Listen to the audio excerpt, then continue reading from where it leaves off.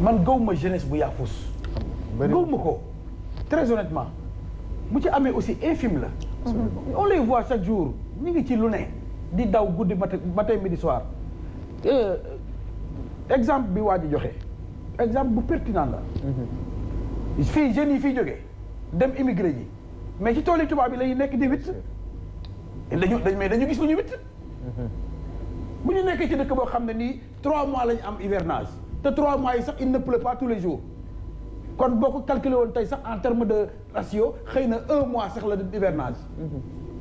donc bañuñu ko mais dañ ko gisul.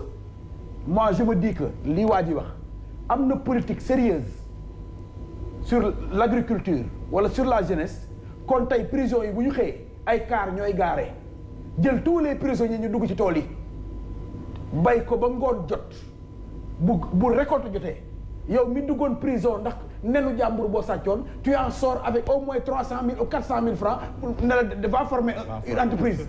mais c'est comme ça mais loolu nag il faut des dirigeants sérieux pour avoir effectivement une politique de jeunesse sérieuse. wax naa la fii sànq ne la président yi fi mës a jaar yëpp en tout cas ba ci président Diouf président Wade président Macky Sall ku ci nekk wax nga sa aqulaay taala ne échoué nga ta politique de jeunesse alors que dëkk bi ngay wax yow ne yaa ko bëgg a diriger 65% de la population est jeune mais kon far ngeen réussir yéen parce que la réussite comme ni ñu koy waxee dafa war a dem sur la majorité 65% de la population est jeune et vous avez tous échoué vos politiques de jeunesse kon vous avez rien fait. Il faut qu'on se dise la vérité. Nous sommes dans un pays où comme ni ko waa ji waxee xol yi gaaw naa jóg parce que nous sommes dans une société dépressive. C'est extrêmement important. moo tax violence bi comme ni ma la wax sànq toog di naan ataaya sax may ma kaas 2e 3e tarxis sax nit mën na see jam nit paaka mu dee. pour benn kaas booy réclamer. nous vivons dans une société extrêmement dépressive là une jeunesse désespérée waa ji doon wax sànq affaire jàng xam naa fi mu doon waxee man mais Serge suñu defandoo maag yow amandoo bac nga dem université man ma dem jàngi métier ma dem politique yi 3 ans après bu ñu dajee si grande surface sama pañe ku nekk xumb sa pañe yow sa boo deful nag maa lay fayal. Absolument. Avec tes bac plus 4 ou bac plus 5. moom sa pañe mooy gën a la. mooy sama pañe gën a xumb sa bos.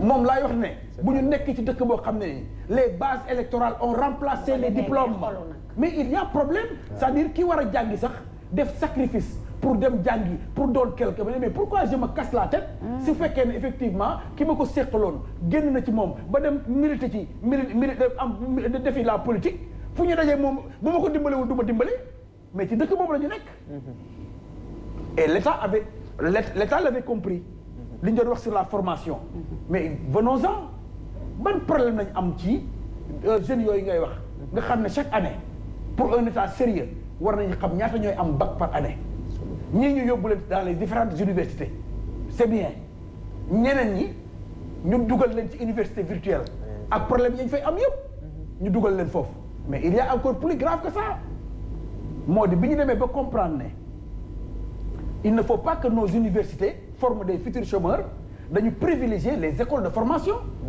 état bi di ci jël di fa orienter mais quel problème nous avons aujourd'hui avec la jeunesse moo di les écoles yi nga xam ne les écoles de formation courent derrière 16 xaw ma 19 milliards depuis 5 ans derrière l'État alors que le président peut se taper comment dire un stade olympique de 100 milliards bu ko neexee léegi tout de suite un avion de 60 milliards jamono bi mu koy wax ak bi stade bi sorti de terre mais pratiquement c'est 2, 3, 4 mois et il est presque terminé ci loo xam ne yow école formation bi war a former sa jeunesse yow ñi ngi topp ci état boobu pendant presque 3, 4, 5, 6 ans si 16 milliards 16 milliards c'est quoi pour dëkk muy tiitaroo ne am na budget c'est comment dire c'est 5 000 milliards est-ce que école de formation yi parce que ñi xajatul ci université yi école de université virtuelle réglé wul le problème de la jeunesse loolu moom ñëpp xam nañ ko. am naa doom bu fa nekkoon dama ko mujjee wax ne ko sa waay ordinateur yi clé yi nga yor nii kañ dem nga liggéey mu barki dem takkal naa ko jabar dama koy bàyyi université virtuelle mu continuer nekk virtuel pour nekk un ingénieur virtuel nekk non il faut qu'on soit sérieux dans ce pays là encore une fois non c'est la vérité non c'est vrai booy non il y a les gosses qui sont orientés là-bas souffrent lii may dégg parce que cours yi pour jot cours yi sax problème la cours yi sax problème la. day bëggee même les vraies universités ont des problèmes à plus forte raison les universités virtuelles. Sénégal. Qu'est-ce que c'est qu'une université virtuelle? C'est dans la tête ça. am naa ci doom am na ci bac université virtuelle 2 ans laa ko fa may mu xool muy làkk tubaab sax dama naan ndax kii am na bac. ba ne ko viens on va venir aller travailler. man maay sa baay aw ma sax bac man lan la où est le problème c'est une fin en soi le bac. mais bon li ma bëgg a wax cela ne veut pas dire que baaxul waxuma loolu mais dama ne dañu am politique de jeunesse sérieuse parce que ni ñu jàpp ne xajatuñu université jàpp ne xajuñu université virtuelle mais ñooñu bu leen orienté ci école de formation ñu war a doon dans 3 ans 4 ans ñoo xam ne mën nañ taxaw ne am naa métier mais état bi war leen amee 16 milliards 19 milliards ñu ci topp ci daw pendant des années am na fi année boo xam ne sax on a menacé que ne dañ koy tëj ñoom mënatuñu joxe ay cours dañoo di recevoir benn étudiant tant que état bi fayu leen pour un état sérieux buy wax 5000 milliards de budget war nañu am problème 16 millions ci nga xam ne moom mooy jeunesse bi nga xam ne mooy 65% de ta population mais benn nañu waxante dëgg te yàlla tax c'est une jeunesse désespérée sans issue c'est ça la vérité et malheureusement personne n'y gagne ndax man mi gagné sax man sama vie honnêtement ba jënd sama oto mooy mon billet est menacé ndax à tout fu nekk et encore que. excuse-moi dagguma la parce que yaa ngi ci université yi balaa ngay génn. c'est la même chose que les étudiants yi nga xam ne dañuy réclamer seen bourse te parfois am na ñoo xam ne bourse boobu sax la ñuy partager ak seen famille. waay baal ma ci lañ leen rayee sax ñoom. ci lañ leen rayee. bourse ñu ne la bal tuy nga ne këpp. ndax bourse rek. et bourse lu lay permettre 30 000 francs 45 000 francs 60 000 francs. man gis naa étudiants yoo xam ne seen bourse la ñuy lekk ak seen famille. mënuñoo wax ci li nga xam ne nii moom la ñu jàpp ne mooy métier bi te duñu laal ci nga xam ne mooy métier. état war na am école de formation yi nga xam ne ñooy lay formel yow ñi nga xam ne ñooy say dirigeants demain ñooñu war nañu am problème 16 milliards di si topp di daw pendant chaque année c'est le même problème qui revient en 2019 si je ne me trompe les écoles avaient manqué ne duñu jël kenn parce que vraiment il faut que l'État leur paye aussi dañu yor ay professeurs yor ay charges et ainsi de suite des charges fixes yoo xam ne mënul dañ mais moi je dis que est-ce que le sérieux n'est même pas un luxe pour le noir? Je suis désolé. C'est malheureux. Non, c'est vrai. Non, c'est vrai. Non, Dieu Massamba, non, quand même. Non, il faut qu'on soit. Quand tu parles de noir, tu parles de nous tous. Il faut qu'on apprenne à être beaucoup plus sérieux que ça. Serge, l'agression ou bien les agressions yi nga xam ni koy subir. nee naa la dans une situation xam ne personne ne gagne. Je ne suis pas à l'abri. fu ma génne émission. fi ma dëkk dafa enclavé ndax aw ma possibilité dëkk dans les quartiers chics yi nga xam ne foo tourné gis benn vigile bu taxaw aw ma boobu luxe. maa ngi dëkk banlieue laa dëkk. aujourd'hui ma génn fa télévision il fait 1 heure du matin 2 heures du matin le temps ma dugg sama biir cité ubbi sama garage sama bakkee nañ ci xottu gerte dëgg mooy dëgg loolu mooy dëgg. mais comme foofu loolu la ma yàlla na toog moom loolu laa koy dooree. mënumaa dëkk man Mohamed 5 angle Félix Faure. tu comprends ce que je veux dire et encore que gis nga dugal dans les banlieues. dafa am loo xam ne moo ma impressionné bu benn. est-ce que xam nga tout le Sénégal particulièrement Dakar mais c'est noir comme un cimetière. waaw temps yi moom dëkk bi dafa. mais man comprendre ma. bu njëkk sax. waa jamonoy PS sax amoon nañ tuuti kersa ñoom. bu ñu musaan jub élection locale nii. waaw dañuy taal lépp ñu takkale quoi. président di fi ñëw. waaw dinañ taal lampe yëpp sax. waaw mais ñii mus nañ sax ñii dañuy fay ba pare soo koy taal. parce que kon pro xamoo ñii de. parce que léegi kii nu mu tuddati lumière éclairage public te dafa bokk ci li nga xam ne dafay dissuader le banditisme et les agressions. damay dugg sama koñ li ko dalee effectivement rond point sortie autoroute bi ba Kër Massar amul benn lampadaire bu fay tàkk.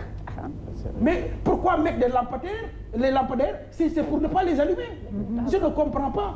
Comme ni ko Ben waxee alors qu'on a le soleil, n'est-ce pas? 12 mois sur 12. Mais je ne comprends pas. Il faut qu'on soit beaucoup plus sérieux parce que manque de sérieux boobu maanaam le comportement de la jeunesse je ne le justifie pas mais c'est le reflet de tout un système. c'est vrai mais Serge wax na ko la. ah ok. ok. non mais li muy wax si affaire lamb man su ma gisee étudiants yi université damay mer quoi ndeysaan booy da nga leen di gis si wetu corniche bi fi ñuy jaayee ay koko ak yooyu. kii seen ñoom ñëpp seen bët yàqu na. ñuy taxaw di ñefe di liir di sëgg ak affaire yooyu muy loo xam ne bon pour jeunesse boo xam ne comme man suñu waxee jeunesse ñooy avenir u réew mi. mais bu ñu nekkee avenir u réew mi tamit il faut que ñu tegal leen condition yoo xam ne ñoom dañ siy génn comme ni ko Pros waxee ñun ñu génn si parce que ragal naa sax romb université man léegi du ma xam ban heure a jot parce que en tout moment il y a des bagarres entre ñoom ak policiers yi. quel est le problème jeunesse bi nga xam ne ëllëg fa la docteur yi wala génnee fa la kii war a génnee mais où est le problème parce que chaque fois tu entends des bagarres xale yi ñu ngi xeex ak policiers yi université ba xale yi takk nañu kii affaire yooyu et je crois que loolu bu amee si réew rek réew boobu avenir am dina metti quoi des lendemains yu metti la ñuy ami quoi parce que ñun ñëpp wax nañ ko si plateau bi da ngay toog étudiant bi nga xam ne ay années 70 années 80 bu la làkkalee tubaab non attends da ngay ne gongo mais léegi da ngay dégg booy di làkk mais tu te dis ñii fan la ñu jàngee tu te poses la question moo tax ma ne sànq au début man bi may commencé jàng bi seen jamono y avait la présence carrément des colons ici. dama bëgg ne ñun sañu année dama bëgg ne sañu année ay grève yi yu bari daanoo ko dégg peut-être yàlla mayoon nañu chance boobu ni ko waajooju waxee tàng xol bi pas plus tard que hier tey laa dégg waaw tey laa dégg ne présenté nañ ko procureur ndeysaan dafa doon sauver ku ñu doon agressé fii à Grand Yoff avant-hier le gars rey ko dafa doon sauver benn jigéen bu ñu doon agressé c'est partout je crois personne n'y gagne le gars agressé ko rey ko bul xam ñaata doom la fi bàyyi 9 xaw ma 7 ans xaw ma lu ñu jotee mu rey ko donc loolu bu amee si réew encore may wax à l'approche des élections léegi xale boo gis mi ngeeg paaka mi ngeeg arme yor ko si fu nekk lañ koy yor fan la loolu yëpp di jógee man je me pose des questions avant dans notre temps li nit ñi di bañ a dégg ñemewoo génn te yoroo carte d'identité wala ñemewoo génn te amoo ko certaines heures parce que tu vas voir la police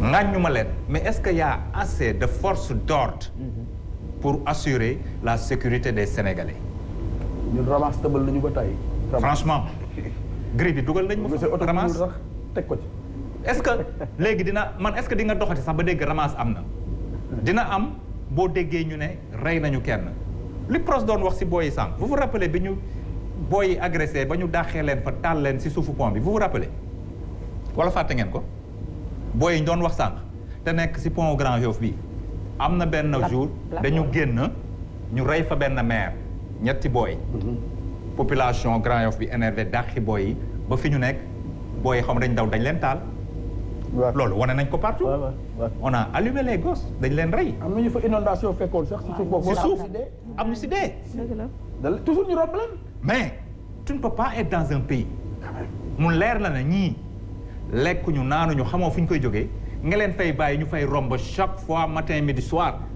alors que à côté il a bien dit que police am fa gendarmerie Foire a ngi nii à 0 pas gendarmerie Foire ak foofu c'est 5 minutes de voiture mais il faut que pays tamit ñu sérieux pour encadrer bande yi nga xam ne ñooy jóg di sonal citoyens yi si agression bi. merci beaucoup Ben li ñu def si émission bi bëriwul papa ñu delloo la kàddu gi la. donc loolu dafa am solo. waaw man de yéen rek yéen a ma ñor yéen laay wax ndax ñii la ma leen dépassé dafa sori lool. ooy jëlal. benn su dee kii di Sofia Diatta xam ngeen ne man maa ko defar ci mbedd mi la nekkoon. yow Sofia jàng am diplôme am. ma jël ko indi ko ci gis-gis te ko fi. de ku ne xam na ne entre nous ci mbedd mi la woon. jërëjëf Fall jërëjëf. gëm ngeen ma wala gëmu leen ma. man de gëm naa la man mi ngay wax. yéen ñi may waxal dama ne ku ne xam na ne entre nous ci mbedd mi la woon. dëgg la. kii il me parle de diplôme waxuma diplôme. lii diplôme ku fi wax diplôme. yow yaa